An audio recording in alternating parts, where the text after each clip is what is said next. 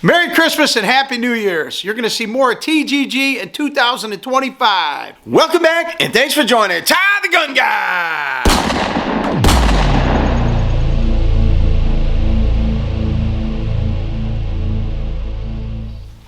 So I've been wanting another suppressor host and I had a few extra bucks, 500 or less I was trying to spend.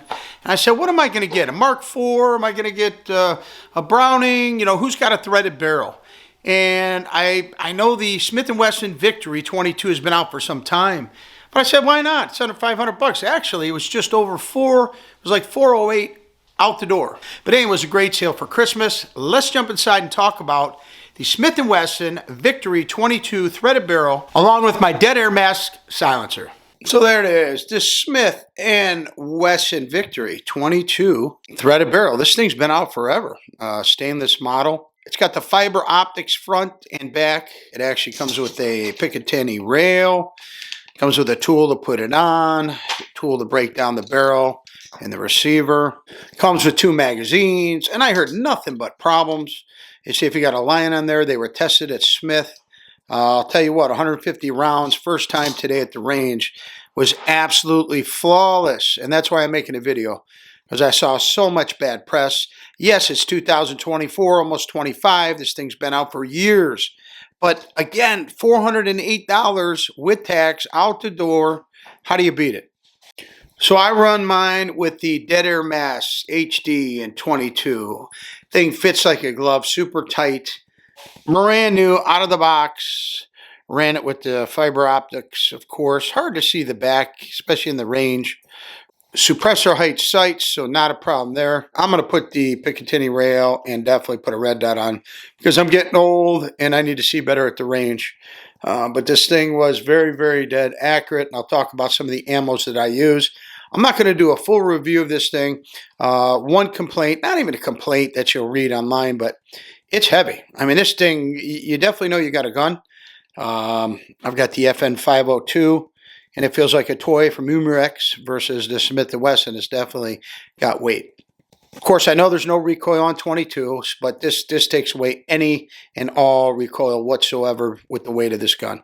But I personally like it. I actually feel like I have something there. So it does hold 10 rounds, does have a safety only on one side. It's got your slide release there. It does have your mag release there. That's sort of indented. So I'm probably going to go to Tandem Cross and get all the goodies, get this thing going. Slide serrations right here. It can get pretty rough on the hands when you're grabbing it. So I'm going to do the Tandem Cross there as well. Out of the box, the trigger, about 4 pounds. It's got a lot of play, a lot of slop. It's not the worst trigger I've ever felt, just so you know. I don't want to deter you. But I will be putting the Tandem Cross new trigger on there as well. The travel is not too bad. It's got some left and right movement, which I really don't like in a trigger. In a lot of the forums, you talk about the grips. The only problem, they're hard. With the weight of this thing, it's going to want to lean forward, of course, right, with the weight. So it can get pretty slippery with the grips. So there are 2 options available. There's Tandem Cross grips, as well as, what's the other one? But anyway, I'm definitely going to upgrade the grips on this thing as well. So I ran several ammos through this today at the range, but wanted really to talk about the suppressed options. The Quiet 22 semi-auto by CCI, 835 feet per second, 45 grand, ran amazing. It was super quiet, no back ass in the face, nothing coming out, very comfortable to shoot, and it was very accurate. So that's the winner chicken dinner for me and my gun, CCI Quiet 22 semi-auto 22 long. I also tried the Federal American Eagle, the 45 grain in suppressed.